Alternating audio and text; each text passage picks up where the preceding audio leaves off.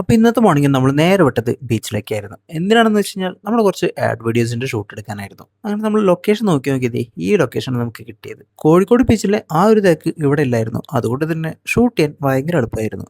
അങ്ങനെ ഷൂട്ടൊക്കെ എടുത്തതിന് ശേഷം നമ്മൾ നേരെ അവിടുന്ന് വിട്ടുട്ടോ.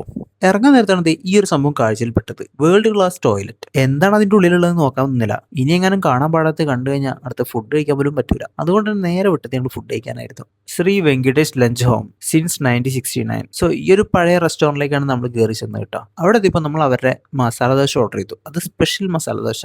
അപ്പോൾ എൻ്റെ ഉള്ളിൽ ഒരു ഡൗട്ട് ആയിരുന്നു, സ്പെഷ്യൽ നോർമൽ തമ്മിലുള്ള ഡിഫറൻസ് എന്താണെന്നുള്ളത്. ആ ഒരു ചോദ്യം ഞാൻ ആ ചേട്ടനോട് ചോദിച്ചപ്പോൾ കിട്ടിയ ആൻസർ എന്തെന്നാൽ ഒന്ന് നെയ്യിലുണ്ടാക്കുന്നു അത് സ്പെഷ്യൽ, മറ്റേത് ഓയിലുണ്ടാക്കുന്നു അത് നോർമൽ. എന്താല്ലേ റെസ്റ്റോറൻറ്റുകളുടെ സ്ട്രാറ്റജി.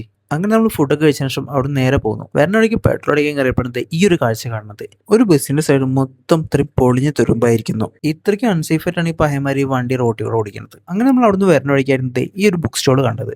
അപ്പോൾ പിന്നെ അവിടെ കയറിയിട്ട് വാങ്ങാൻ വിചാരിച്ചൊരു ബുക്ക് ഉണ്ടായിരുന്നു, അതങ്ങ് വാങ്ങി. പിന്നെ നമ്മൾ നേരെ റൂമിലേക്ക് പോന്നു. പിന്നെ റൂമിൽ നിന്ന് ഫ്രഷ് ആയതിനു ശേഷം നേരെ ഓഫീസിലേക്ക് വിട്ടു.